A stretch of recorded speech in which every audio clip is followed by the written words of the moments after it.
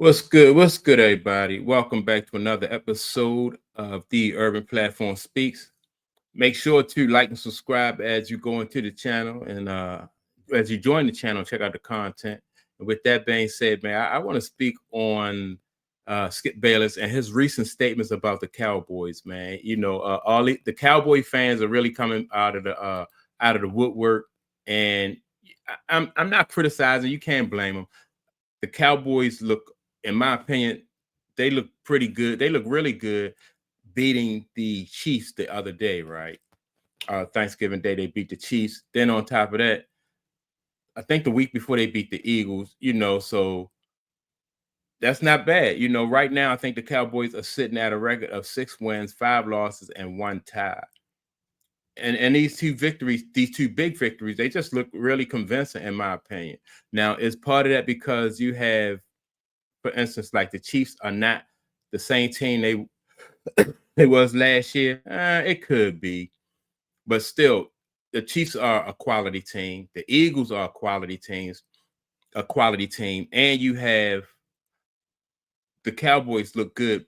You know, Even before the Cowboys played these two teams, I was saying that Dak Prescott looked really good, right? And so Dak Prescott in these two games, he didn't disappoint.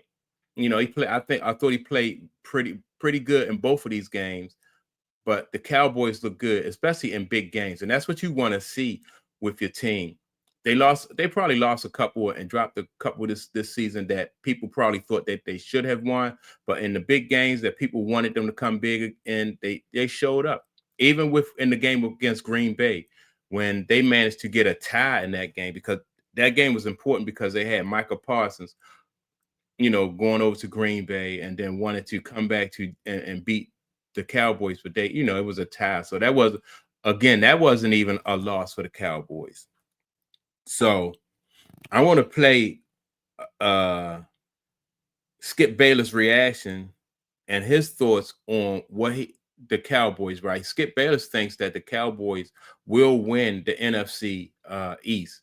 I don't know if I'll go that far, but I think they look really good. I think they have a chance, though, a legitimate chance. So let me play what Skip had to say about this victory, and then I'm gonna come back and give my comments. I said, wait a second. The NFC East ain't over yet. Cowboys are still in it. They all laughed at me. He laughed at me. Cody, TJ laughed at me. What are you talking about? I said, it's not over because the Bears are going to beat the Eagles today. And they all laughed at me. And it ain't over. I just watched the Bears kick the Eagles' asses up and down the field. Lincoln Financial in Philadelphia get booed off their own field because they gave up 281 yards rushing. Every time I looked up, another Bears back was going here and there, and they couldn't stop the run all day very long. It wound up 24-15, and it felt worse than that. So now the Eagles have fallen to 8-4, having lost 2 in a row. The Eagles are reeling because suddenly the defense is getting shredded, and Nick Sirianni is obviously under fire because when they did cut it to 24-15 with 3 minutes to go, he went for 2. I didn't have a huge problem, but you just have to make it. And Jalen misfired again. He misfired much of the day. And all of a sudden, it left it a 2-score game at 24-15. So now Sirianni's under fire. The Eagles are off balance. They're reeling. They're upside down. They blew a 21-0 lead against my Cowboys at my Cowboys. And look at them now. So, timeout. Hold on just a second. So, I also predicted today that my Dallas Cowboys are going to win out. They're the hottest team in the land as we speak. No, they're not. I think it's the Bears, but I think the Bears are the hottest team. And the swing game, the key game, is the game at Detroit next Thursday night. Before the year started, I said no way. But now that I look hard at the Detroit Lions, or what is left, they are just decimated. There's going to be no St. Brown. Obviously, they've lost a lot of key players, including their tight end, who are not going to be back. They've lost a couple of linemen. Ragnow's coming back, but they're having problems. Dan Campbell continues to call plays. They're 2-2 since he started calling plays. I think he lost his command of the football team. He was such a commanding officer, and suddenly he usurps the play calling from Johnny Moe, and it just felt wrong to me. It felt desperate. It felt out of touch, out of sync, out of luck.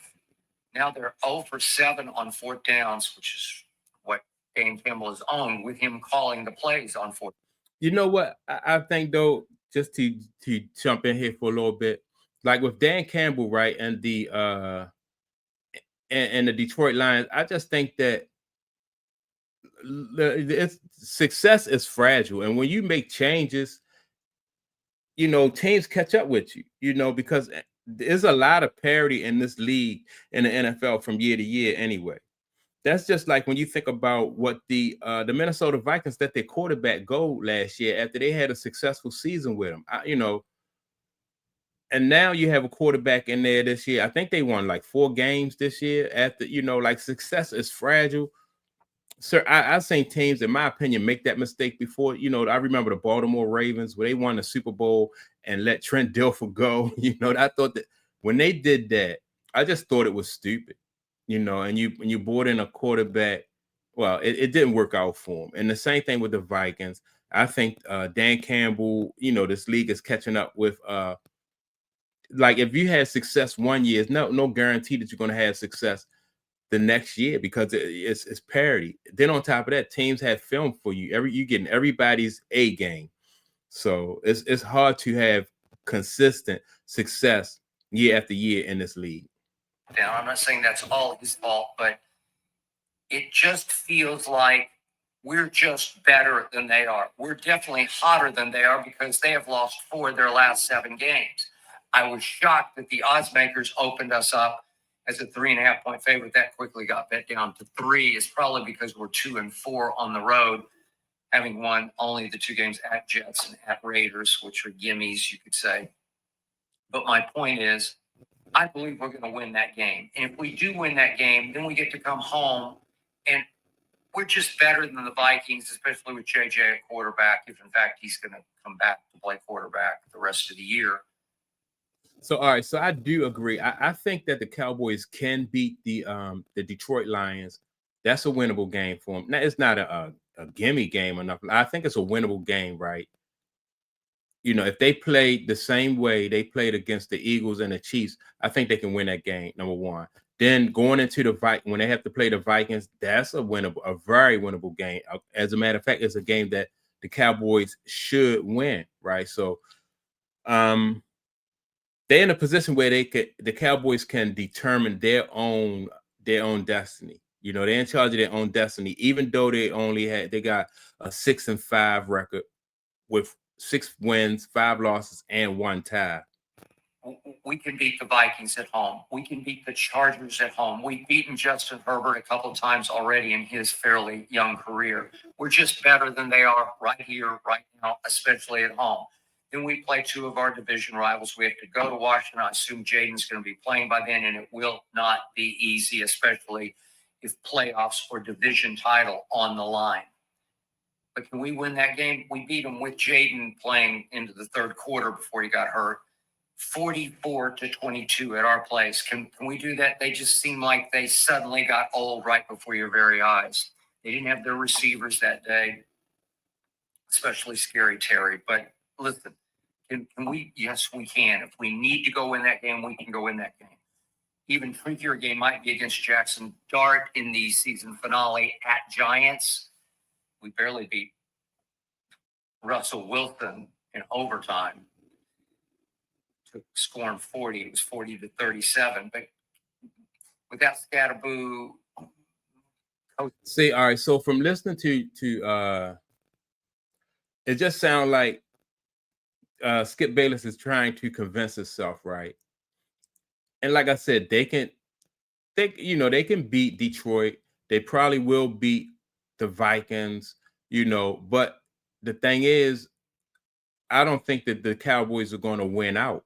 And so you have a record of 6 wins, 5 losses, and 1 tie. So what's probably going to happen?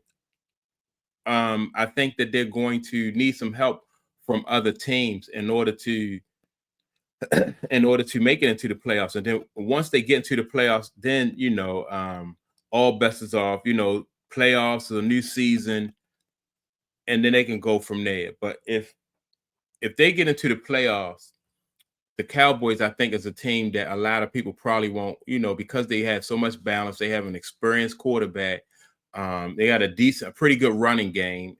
So, they're a team that I think people won't want to, you won't want to see them in the playoffs. So that's my take on it. I think that Skip Bayless is trying to, he's trying to convince himself that they'll win out. And I think in order for them to win that NFC East, they basically going to have to win out or either have a whole lot of help. Like the rest of the league is probably going to have the rest of that NFC East is going to have to like basically collapse, and they're going to have to go on like more like I said, collapse, not just the rest of the teams in there. So you got the Cowboys, the Eagles, uh Washington, and you have what team I'm forgetting? Cowboys, Eagles, Washington, and the Giants. So the Giants really not a threat though. But that's my take on it. Make sure to like and subscribe to the channel. And yeah, man, don't forget to leave a comment. And I'll check you all out in the next video. Peace.